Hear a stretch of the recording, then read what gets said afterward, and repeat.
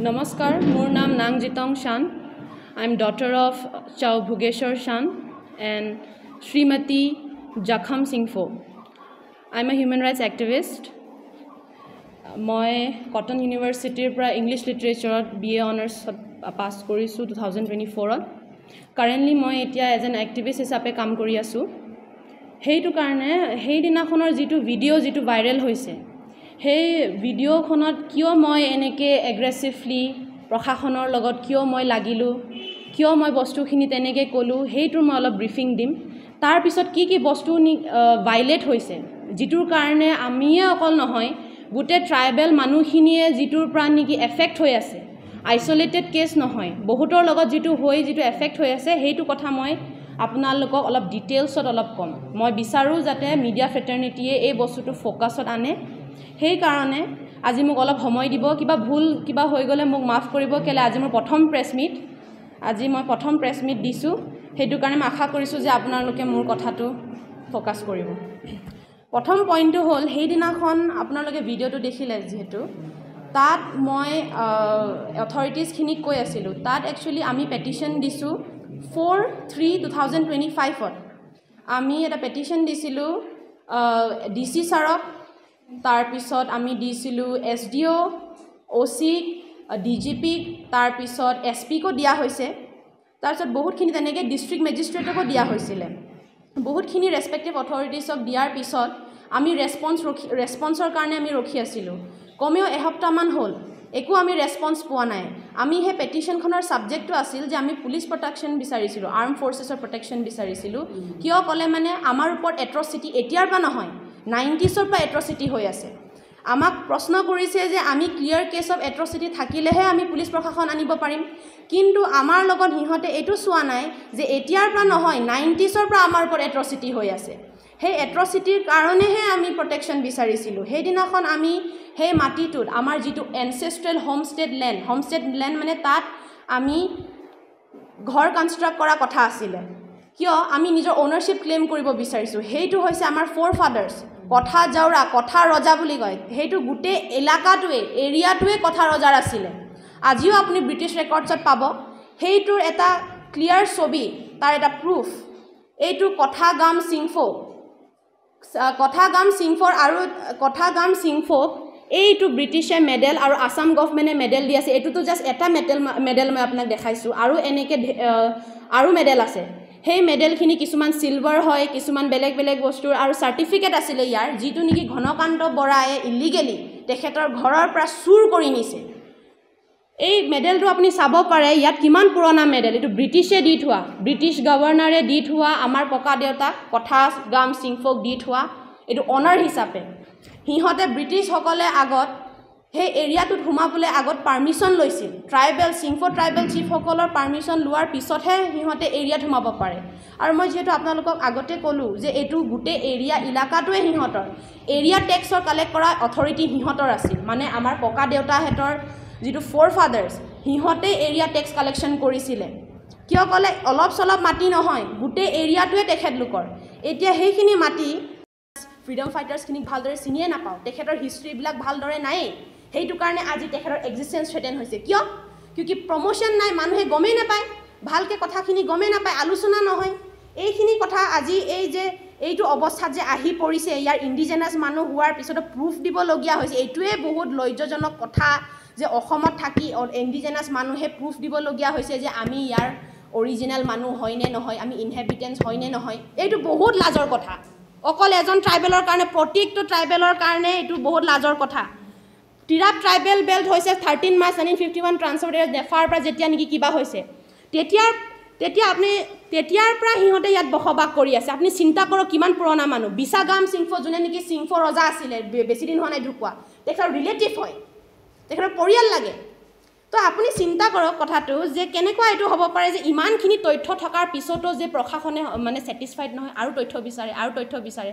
সবে জানে যে সিংফো ট্ৰাইবেল কাষ্টমাৰী নিয়ম মতে জ্যেষ্ঠ পুত্ৰয়ে পাব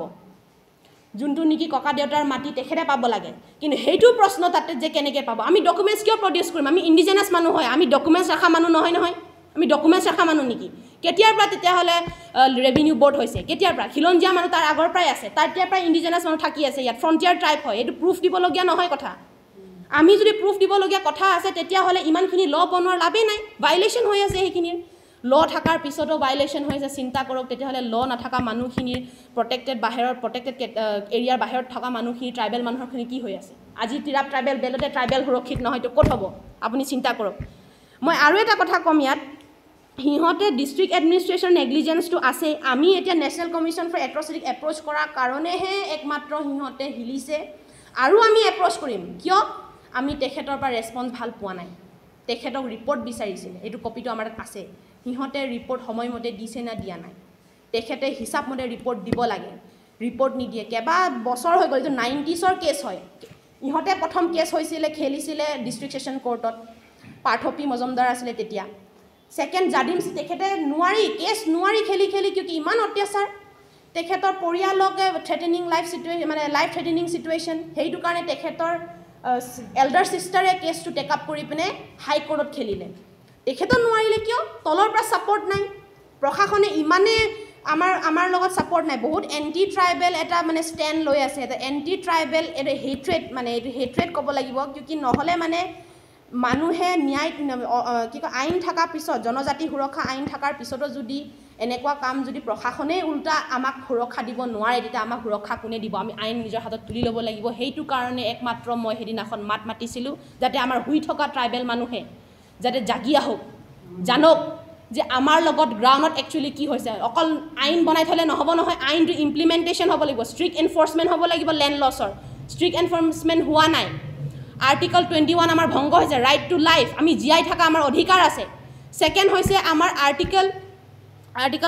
আমাৰ ৰুল অফ ল ভংগ হৈ আছে ইয়াত আৰু আমাৰ এইটোৱে নহয় আছাম একৰ্ড ক্লজ 6 আমাৰ আছাম একৰ্ড বহুতখিনি আইন ভংগ হৈছে কিন্তু প্ৰশাসনে সেইটো দেখি নাপায় প্ৰশাসনে এইটো দেখি পায় যে আমি জেচিপিৰ লগত সোমালোঁ সেইদিনাখন আমিও জানো আমি কিয় সেইটো কৰিব বাধ্য হ'লোঁ কিয় আমি ৰিপ্লাই পোৱা নাই ৰেছপন্স পোৱা নাই সেইটো কাৰণে এইটো এটা এণ্টি ট্ৰাইবেল পলিচি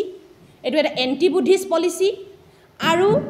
এইটো যিটো নেকি প্ৰটেক্টেড ক্লাছ যিটো নেকি দিয়া হৈছে এইটো এটা সিহঁতৰ ফৰ্মুলা প্ৰটেক্টেড কেটেগৰী ফৰ্মুলা মানুহক এপিছ কৰা এইটো এপিছমেণ্ট পলিটিক্স হয় এইটো এপিছ কৰি মানুহক বুৰ্বক বনাই আছে কিন্তু আমাক বুৰ্বক বনাব নোৱাৰে আৰু লিখি কাগজত দিয়ে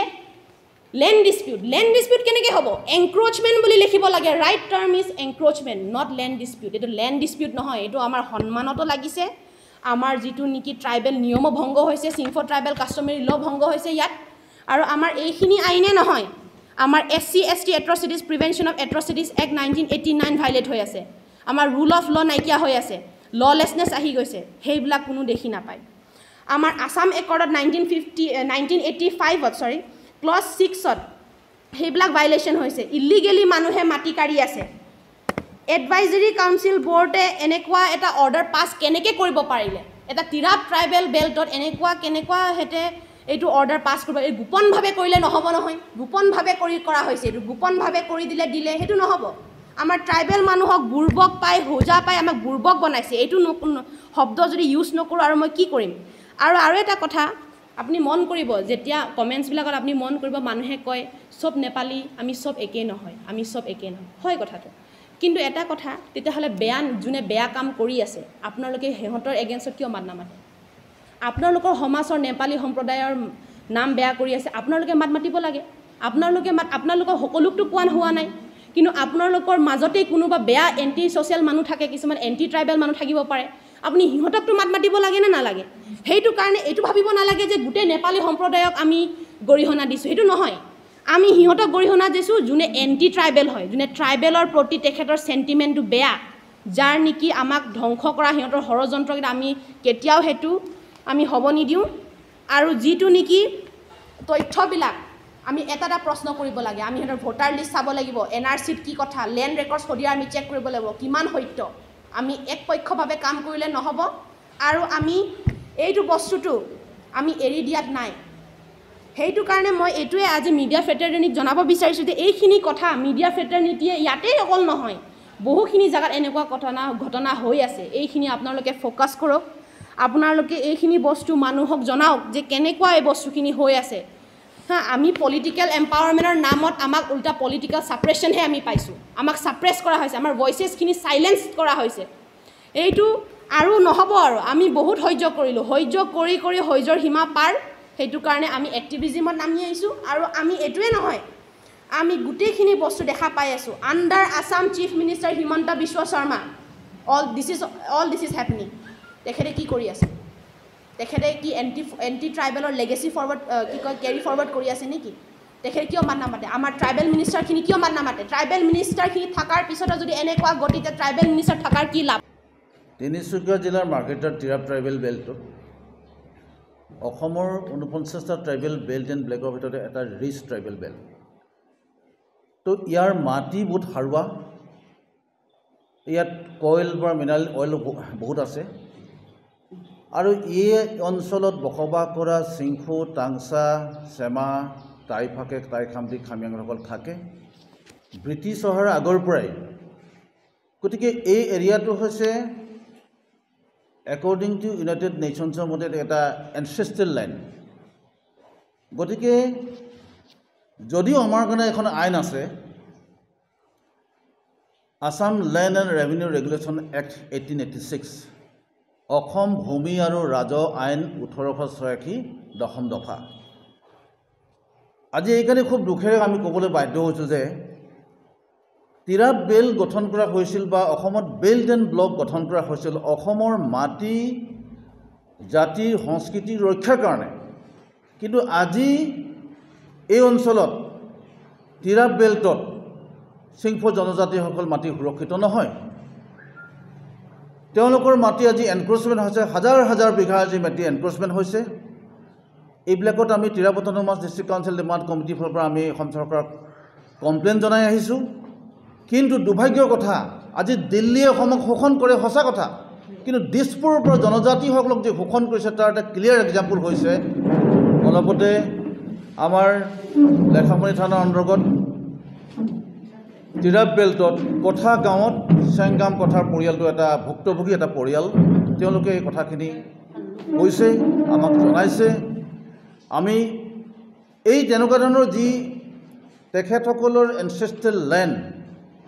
বেদখল কাৰ্যত যিসকল জড়িত আছে যিসকল ব্যক্তি জড়িত আছে আমি সেইসকলক অসম চৰকাৰক ভাৰত চৰকাৰক আমি দাবী জনাইছোঁ যে schedule caste and schedule tribes prevention of atrocity act 1989 আধাৰত তেওঁলোকক গ্ৰেপ্তাৰ কৰিব লাগে আৰু আমি সাৱধান কৰিছোঁ যিহেতু এই মাৰ্ঘেৰিটা তিৰাপ বেল্ট অঞ্চলত আমি অতীজৰ পৰা হাতাম পৰীক্ষা ঐক্য সংহতি আমি বজাই ৰাখিছোঁ বিভিন্ন জাতি আমি জনজাতি হ'লে কি হ'ব বিভিন্ন জাতি জনগোষ্ঠী বৰ্ণ ধৰ্ম নিৰ্বিশেষে আমাৰ এটা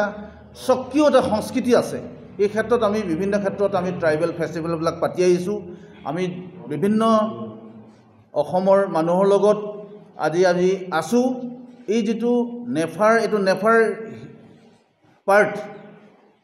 ইষ্ট ফইল নেফাৰ পাৰ্ট এই পাৰ্টটো আজি ইয়াৰ মানুহবিলাক যে ভুক্তভোগী হৈছে আজি ভিক্টিম হৈছে তাৰ কাৰণে আমি যিসকলে কৰিছে তেওঁলোকক আমি সাৱধান কৰি দিছোঁ যে ভৱিষ্যতে তেনেকুৱা ধৰণৰ দুষ্কাৰ্যৰ পৰা তেওঁলোকে আঁতৰত থাকক নহ'লে আমি schedule caste and schedule tribes atrocity এক্টত আমি তেওঁলোকক কেছ ফাইল কৰিবলৈ আমি বাধ্য হ'ম যিহেতু ইয়াৰ আগতে আমি SC এট্ৰচিটি এক্টত জাগুনৰ পৰা এজন আৰ্মি অফিচাৰক আমি ট্ৰান্সফাৰ কৰিবলৈ বাধ্য হৈছিলোঁ আমি DC যোগেদি অসম চৰকাৰৰ চিফ ছেক্ৰেটাৰীলৈ মেমৰেণ্ডাম ছাবমিট কৰিছিলোঁ গতিকে তেনেকুৱা ধৰণৰ আমাক যদি আজি ভুক্তভোগী পৰিয়ালে জনাইছে আমাৰ মাজত আজি উপস্থিত আছে সদৌ মাণ্টেভিকেশ্যনৰ সভাপতি আছে আৰু আমাৰ সোণোৱাল কছাৰী ষ্টুডেণ্ট ইউনিয়নৰ নেতৃবৃন্দ আছে অসমৰ আমাৰ সকলো আমাৰ অসমৰ ট্ৰাইবেল অৰ্গেনাইজেশ্যনৰ লগত আমি যিহেতু আমি জড়িত আছোঁ CC2 বুলি আমাৰ সংগঠন আছে গতিকে এইখিনি ক্ষেত্ৰত অসম চৰকাৰে এটা বিহিত ব্যৱস্থা লওক আৰু এটা ক্লিয়াৰ এক্সাম্পল এই যে এজন মই এনক্ৰ'চাৰ নাম ক'ব বিচাৰিছোঁ তেওঁৰ নামটো দীপক ভৰালী বহু এনক্ৰ'চাৰ আছে তেওঁ কথা ৰিজাৰ্ভত 600 বিঘা এবভ তেওঁ মাটি এনক্ৰ'চমেণ্ট কৰিছে কেনেকৈ পালে তেওঁ ডিব্ৰুগড়ৰ ব্যক্তি তেওঁ কেনেকৈ তাত মাটিৰ বেদখল কৰি বাগান চাহ বাগান খুলি আছে এটা ৰহস্যজনক কথা তেখেতৰ ওপৰত আমি Tirap autonomous district council demand কমিটিৰ তৰফৰ পৰা অসম চৰকাৰৰ ৰেভিনিউ বৰ্ড গুৱাহাটীত ডাইৰেক্টৰৰ ওচৰত আমি কেছ ফাইল কৰা আছে। সেই কেছটোত তিনিচুকীয়া জিলাৰ পুলিচ প্ৰশাসনে এটা পৰ্যায়লৈ তদন্ত আছিল। মাৰ্কেটত যেতিয়া দেৱব্ৰত মৰাং আছিল তেখেতে তদন্ত কৰিছিল, কিন্তু এইটো বৰ্তমান সেইটো এটা স্থবিৰ হৈ আছে। সেইটো পুনৰ ৰিভিউ কৰিবলৈ আমি অসম চৰকাৰক দাবী জনাব লাগিব। গতিকে এইখিনিয়ে কথা, আমি সুৰক্ষিত হ'ব লাগিব, আমি শান্তিৰে থাকিব লাগিব, তেতিয়াহ'লে অসম শান্তিৰে থাকিব। গতিকে এই আজি যিটো এটা ক্লিয়াৰ কেছ, আজি বিজেপি চৰকাৰে জাতি মাটি ভেটিৰ কথা কয়, আমাৰ মাটি গৈছে, আমাৰ জাতি গৈছে, আমি জীয়াই থাকিবৰ কাৰণে যিটো মানে আমাৰ মানৱীয় যিটো আমাৰ প্ৰচেষ্টা সেইটো শেষ হৈ গৈছে মানুহবিলাকৰ। গতিকে এইটো কাৰণে আমি পুনৰ কৈছোঁ, অসম চৰকাৰক আমি পুনৰ কৈছোঁ, অসমৰ ডাইনামিক মুখ্যমন্ত্ৰী হিমন্ত বিশ্ব শৰ্মা ডাঙৰীয়াক আমি পুনৰ কৈছোঁ যে তেওঁলোকে জাতি মাটি শ্লোগানৰ কথা কয়। গতিকে আজি মাৰ্ঘেৰিটাত কি হৈ আছে চকু মেলক। আজি সোণাপুৰ ট্ৰাইবেল বেল্টত ছুপাৰ লাইট যিটো এনক্ৰচমেণ্ট হৈছে, তাত অসম চৰকাৰৰ SC এছেম্বলি কমিটিৰ চেয়াৰমেনৰ যোগেদি যিহেতু এটা তদন্ত চলি আছে, আৰু তেনেকুৱা ধৰণৰ কথা অসম চৰকাৰে দৃষ্টিগোচৰ কৰক। আমি আপোনালোকক পইণ্ট আউট কৰি দিছোঁ, গণতন্ত্ৰৰ স্বাৰ্থত, শান্তিৰ স্বাৰ্থত, উন্নয়নৰ স্বাৰ্থত জনজাতিসকলৰ মাটি সুৰক্ষিত কৰাৰ চিন্তা কৰক। আপোনালোকে মিছন বসুন্ধৰা কৰিলে নহ'ব। গতিকে অসম চৰকাৰ আমাৰ চেপ্টাৰ 10টো ভাইলেশ্যন হৈছে, চেপ্টাৰ 10টো সুৰক্ষিত কৰিবলৈ আমি অসম চৰকাৰক আহ্বান জনাইছোঁ। আৰু এইটো এটা হিউমেন ৰাইটছৰ কথা। আমাৰ যদি মাটিয়ে নাথাকে আমাৰ অস্তিত্ব ক'ত থাকিব? সেইকাৰণে আজি চেংগাম কথা হওক, তেখেতে এটা ক্লিয়াৰ এক্সাম্পল, তেনেকুৱা এক্সাম্পল তিৰাপ বেল্টত বহুত আছে। বহুত মানুহৰ মাটি হেৰি হৈছে, আৰু শীঘ্ৰেই এই ক্ষেত্ৰত আমি অসমৰ অন্যান্য ট্ৰাইবেল অৰ্গেনাইজেশ্যনৰ লগত লগ হৈ আমাৰ লেণ্ড প্ৰটেকশ্যন আৰু আমাৰ দাবী সম্পৰ্কত, আমাৰ বিভিন্ন দাবী সম্পৰ্কত চাৰ্টাৰ অফ ডিমাণ্ড আমি অসম চৰকাৰলৈ প্ৰেৰণ কৰিম। আমি গণতান্ত্ৰিক আন্দোলনৰ কাৰ্যসূচী ঘোষণা কৰিম। ধন্যবাদ।